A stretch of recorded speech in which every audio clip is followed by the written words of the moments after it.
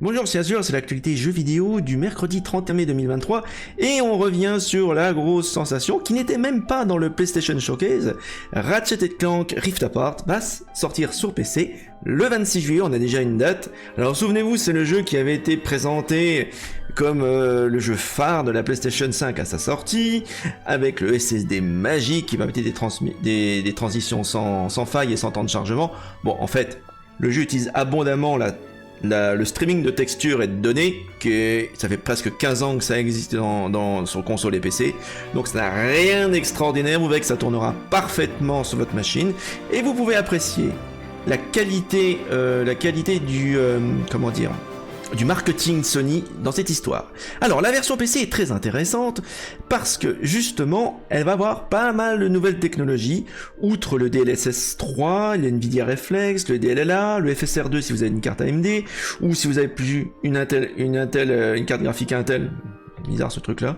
Ils auraient la technologie d'injection temporelle, donc c'est ça, ce que j'appelle du streaming de données, mis au moins par Insomniac Games, des résolutions ultra larges jusqu'au 49e, imaginez, 49e, c'est incroyable, et vous avez même la possibilité de brancher votre pad en filaire de votre PlayStation 5 pour bénéficier du DualSense. Vous aurez également le ray tracing et le framerate complètement débloqué, si c'est pas beau la vie. Donc voilà, la version ultime va sortir de Ratchet & Clank Rift Apart. Elle va sortir en juillet, quoi. On va regarder le trailer. Attendez, j'ai juste rafraîchir la page pour qu'il me donne le bon trailer. Voilà. Puis on va le regarder ensemble. Donc ça va arriver. Hop là. Donne-moi du son. Donne-moi du son. Ah, c'est fantastique, Game Cult. Voilà. Eh oui, support ultra large.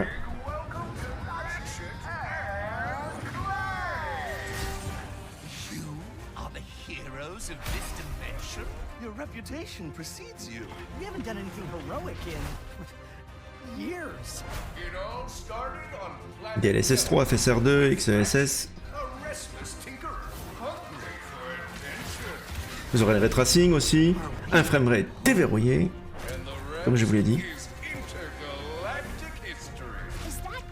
Et après, vous dites bien qu'est-ce qui va se passer sur PC avec Ratchet & Clank et Rivet. Les mods. Ça, c'est pas encore indiqué. Alors, vous avez le ray tracing complet, ombre et lumière, et surtout, vous aurez sur PC les mods. Et croyez-moi, la communauté Fury va s'amuser à faire des jolis petits mods là-dessus, surtout avec Rivet. Mais ça, c'est pas indiqué dans la bande-annonce, hein. Mais vous aurez des mods. Voilà, ça sort le 26 juillet et ça sortira sur PC, c'est fantastique quand même. Je comprends pas pourquoi ils ont pas mis ça dans le PlayStation Showcase. C'est bizarre. Bizarre. Allez, suite des news. Alors, attendez, on va remettre la petite musique. Voilà. Alors, suite des news avec Elden Ring. Alors, on en sait un peu plus sur pourquoi le DLC a été retardé. Et on a appris que le DLC d'Elden Ring aurait pu être très différent, puisque, en fait, au départ, ils voulaient faire un Season Pass classique, et en fait, on devait avoir 2 DLC. Alors, si on veut bien voir ça, qu'est-ce qu'ils nous disent jv.com? Donc en fait, on dit que le DLC, l'ombre de l'arbre monde prévu pour Elden Ring est encore assez mystérieux.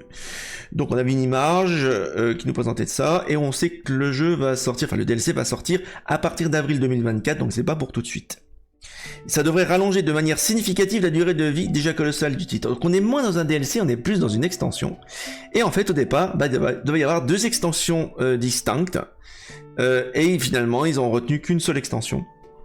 Donc du coup le DLC va être d'envergure. On va voir ce qui va se passer après ça. Est-ce qu'ils vont se reporter sur leur jeu Armored Core 6, Fire the Rubicon qui va sortir en août, en tout cas pour les DLC et le contenu supplémentaire. Donc on va voir. Donc voilà l'explication. En fait ils ont essayé plein de trucs. Le mode Colisée qui est sorti récemment d'ailleurs, à mon avis faisait partie d'un de ces 2 DLC. Ils l'ont sorti gratuitement. Donc c'est tout à leur honneur. Donc voilà, au final on devait avoir un Season Pass qu'on n'a jamais eu. Donc voilà, à suivre. Et dernière petite news rigolote, assez magnifique, Activision Blizzard. Hein. Vous savez, donc il y a des gens qui jouent encore sur les anciens Call of Duty. Hein. Et également aux mods. Hein. Les mods étaient très populaires sur Call of Duty 1, 2, 4. Enfin tous les Call of Duty qui sont sortis sur PC avaient des mods. Et un mode SM carré, enfin SM carré était sorti, SM carré Legacy, qui permettait de jouer à Modern Warfare 2 avec des serveurs, avec des fonctionnalités de serveurs améliorées, avec lutte contre les hacks, parce que évidemment si vous achetez le jeu maintenant, les serveurs officiels sont remplis de bots et de tricheurs. Ce mode-là visait à, comment dire, améliorer votre vie en tant que joueur sur Modern Warfare 2, et il y a pas mal de gens qui jouent encore à Modern Warfare 2. On peut installer des maps et plein de choses comme ça. Mais ce qui s'est passé, c'est magnifique. Et ben en fait, ils ont reçu le SM2 Project. Ils ont reçu une lettre d'Activision indiquant qu'ils devaient arrêter. Hein, ils ont reçu une cease and desist letter. Et donc du coup, ils peuvent plus créer quoi que ce soit. Donc c'est absolument dégueulasse, Activision. Vous dites combien pour ça que moi je ne traite pas des jeux Activision Blizzard sur la chaîne. Parce que je trouve que leur politique vis-à-vis des anciens joueurs et de leurs fidèles clients est absolument dégueulasse. C'est comme si à l'époque des jeux Activision comme Soldier of Fortune, un mode était interdit. Enfin, je veux dire, interdire les modes, mais qu'est-ce que c'est que ces conneries, quoi. Donc voilà, c'est un petit peu comme Nintendo en ce moment. Qu'est-ce qu'ils ont à interdire les émulateurs, interdire les modes. Donc voilà, moi pas content Activision, je suis pas content de ce que fait Nintendo, et je suis pas content de ce que fait Activision. Donc comme d'habitude, votez avec votre portefeuille, voilà. Bon c'est tout pour les news pour aujourd'hui, donc en attendant, jouez bien, et à la prochaine. Salut, bon.